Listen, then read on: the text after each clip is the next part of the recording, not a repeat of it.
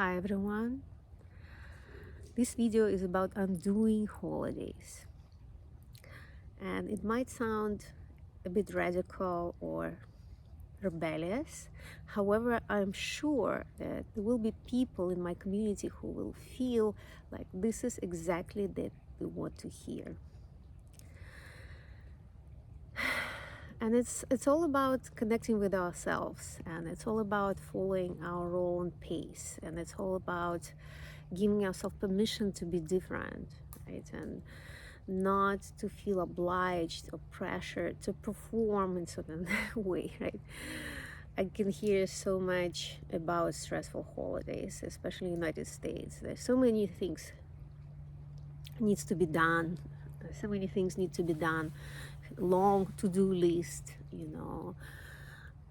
so many deadlines, this race, and we forget that it's also important to enjoy the process itself. And the process, being in the process, is actually the feminine. When we talk about return of the feminine, the empowered feminine, we need to pay attention how we feel during the process and not just focus on results, or not just focus on that perfect day of the holiday that you need to sacrifice, a month of your life or whatever it takes you to create that perfect holiday that you might not even enjoy at all.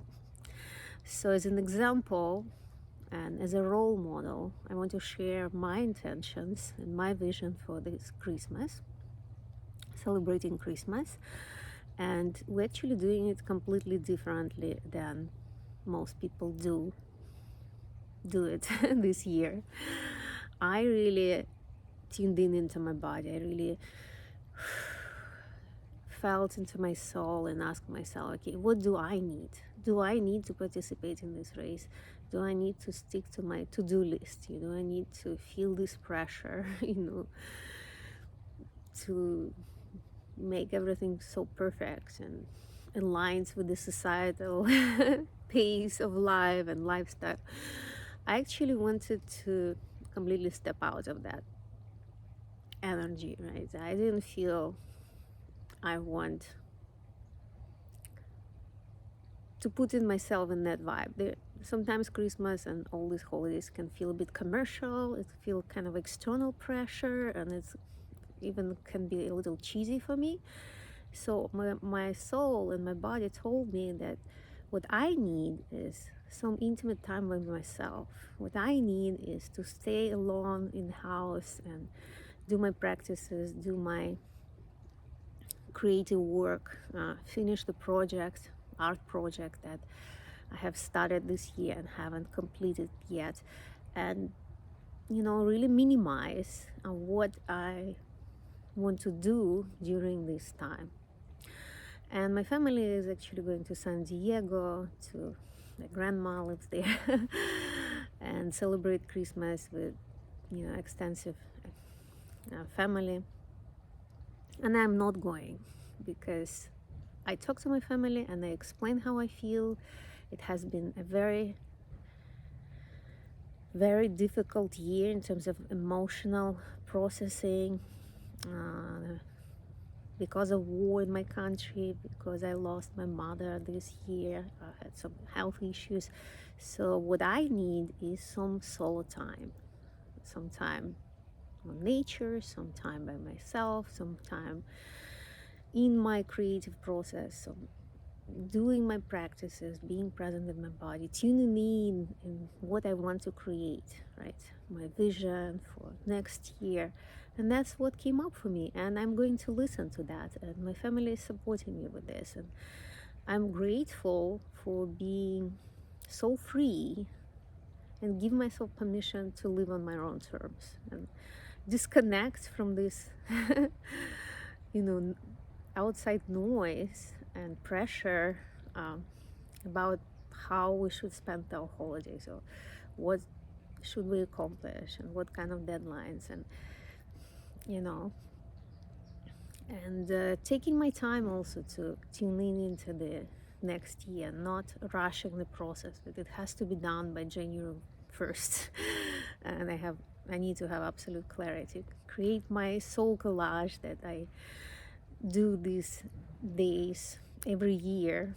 And I ask my soul is basically not a vision board for what I want to achieve, but more like soul collage of what are the lessons of my soul that need to show up next, right? And it comes from much deeper place than, you know, your mind or this kind of external shiny object situation. What would you want? What do you want to achieve? It's like completely different process, which is much more real, much more authentic, much more truthful, and it's not disappointing. And then that you don't achieve something because you are in the process. You actually focus on experiencing and learning something new, going through a certain phase of life. The same can apply to our relationships, right? We don't need to do our intimate relationship the same way as we used to do them, or how we learned what we learned from previous generations, from the society we are born into, and we can be more creative. Like, for example, some of my clients, I work with couples a lot, and they choose to have their own bedrooms because they also honor that beautiful solo time, intimate time with selves, to build up the energy, to fill themselves up with their own authentic energy so they can show up in a relationship and sustain that powerful field of electromagnetic field of attraction with each other, and not just like to fall into autopilot of how relationship are being done, right, in our society. So this is basically the video of kind of permissioning, you know, if this is what you need right now, permissioning to do it your own way, your relationships, the way you want to spend holidays, how you want to prepare for holidays, if you want to at all. And just listen to the self first, and like unhooking from that system that dictates you all the templates of how to basically live your life. We don't really need to follow that. We're so much more than that. Plus, we're creating something new. We're creating new ways of living and relating together by bringing the feminine back, right? So these are real examples of that.